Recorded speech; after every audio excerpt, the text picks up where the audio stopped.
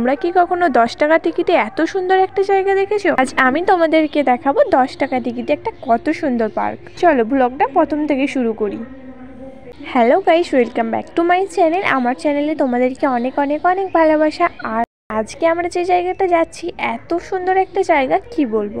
আমাদের বাড়িতে যখন কেউ বেড়াতে আসে তখন তার মুখ থেকে একটাই কথা হয়, সে আমাদের বাড়ির কাছে যেই পার্কটা আছে সেখানে যাবে।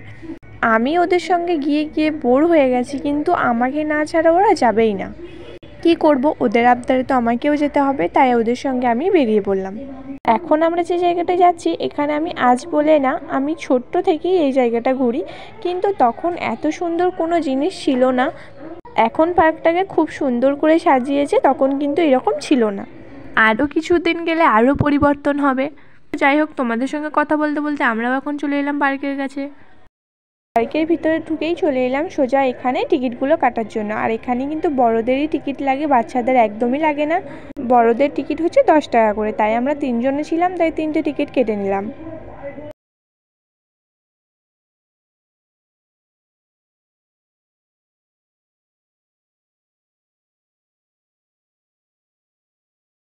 টিকিট কাটা হয়ে গেল, এবার চলো পুরো পার্কটা তোমাদের সঙ্গে শেয়ার করি। আমরা যখন আগে আসতাম তখন এই পার্কগুলো পুরোটাই ফাঁকা ছিল, কোনো রকমভাবে সাজানো ছিল না, তাই আমরা এমনিই ঘুরে বেড়াতাম। এখন এই পার্কটা এত সুন্দর সাজিয়েছে যে ঘুরে 10 টাকা দিতেও কোনো গায়ে লাগবে না। অনেক সুন্দর সুন্দর ফুল গাছ লাগানো আছে। আমার কিন্তু ফুল গাছের দিকে চোখ পড়ছে, কিন্তু কিচ্ছু করার নেই। আমার তো মনে হয় আর কিছুদিন গেলে আমাদের ওরগ্রাম ফরেস্টটা আরও অনেক পরিবর্তন হবে। আমরা আগে সাইকেলে করে এই দিঘির পাড়টা পুরোটাই ঘুরে বেড়াতাম। এই দিঘিটার মধ্যে নামাও যায়, কারণ জল একদম অতটা নেই। তো আমরা যখন মাঝে মধ্যে একবার করে নামি, এবারে আর নামা হয়নি। বাচ্চাগুলো ছিল, কিন্তু অনেকটা উঁচু তো, তাই ওই নিচের দিকে নামাটা একটু বড় কঠিন হয়ে যাবে। শুধু ওরগ্রাম ফরেস্টে এই পার্কটা না, এখানের মধ্যে অনেক কটাই পার্ক আছে, খুব সুন্দর সুন্দর, একটা হোটেলও আছে। তো আমিও ওগুলো তোমাদের সঙ্গে পরে আবার একটা শেয়ার করব। ওরগ্রাম ফরেস্ট হচ্ছে খুবই সুন্দর একটা জায়গা, তো তোমরা অবশ্যই টাইম করে এসে এই ফরেস্টটা একবার ঘুরে যেও, দেখবে খুব ভালো লাগবে। এখানে এসে একটা শান্তি অনুভব হয়। এইদিকে আমাদের আরিফা, জিসান আর আফরিন দেখো একা একাই ঘুরছে। এই দিঘির ওই পারের দিকটায় একটা বিএড কলেজও আছে, ওখানে অনেকেই থাকে। ওদেরকে ফটো তোলার জন্য বলছি, কিন্তু একদমই ফটো তুলছে না, ওরা একা একাই ঘুরে ঘুরে বেড়াচ্ছে।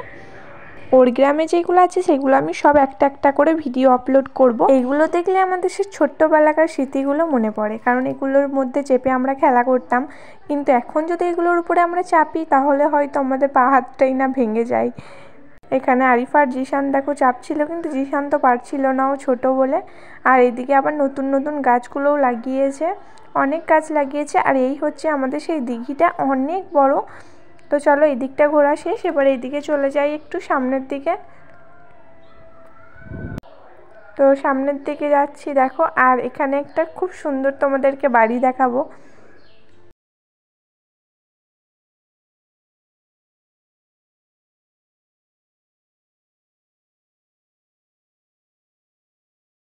এই বাড়িটাও আগে ফাঁকা ছিল, বাট এখন ঘিরে দিয়েছে। চলো বাড়িটার মধ্যে ঢুকে দেখাই কত সুন্দর একটা বাড়ি।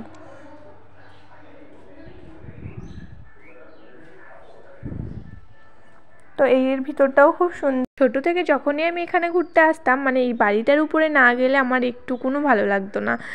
যদি আমি কখনো ইউটিউব থেকে কোনো পেমেন্ট পাই, তাহলে সর্বপ্রথম আমি এইরকম একটা বাড়ি বানাবো, এটা আমার একটা আশা আছে। এই বাড়িটা প্রচুর ভালো লাগে আমার। পাশে অনেকটা বড় বাগানও আছে। ঠিক আমি এরকমভাবেই একটা বাড়ি বানাবো, এটা আমার একটা স্বপ্ন।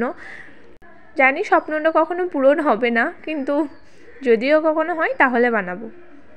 তো বাড়িটা দেখে নাও, কত একটা সুন্দর বাড়ি। ওইদিকে একটা দাদা আবার নতুন নতুন ফুলের গাছ লাগাচ্ছিল। তো তারপরে বেরিয়ে পড়লাম। আর চলো এবার বাড়ির বাইরেটা আর একটু ভালো করে তোমাদের সঙ্গে ঘুরে দেখাই।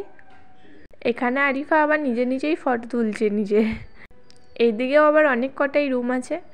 তো এখানে যদি কেউ ইচ্ছে করে যে এখানে ঘুরবো বা থাকবো, তাহলে সেটাও হবে, এই রুমগুলোতে থাকাও যায়। আমাদের কাছেই বাড়ি, তাই আমাদের এগুলো দরকার হয় না। যারা একটু দূর থেকে আসে তাদের জন্য ঠিক আছে।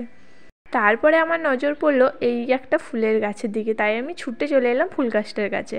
আসলে এই ফুলটা আমি এত বড় পার্কটার মধ্যে এইটাই আমার ভালো লেগেছে, ফুলের কালারটা এতটা সুন্দর কি বলবো। আর এইদিকে দেখো আমাদের জিশান রাগ করে বসে আছে, আমি নাকি ভিডিও করছি, ঘুরে বেড়াচ্ছি, ওর সঙ্গে ঘুরছি না, তাই রেগে গেছে।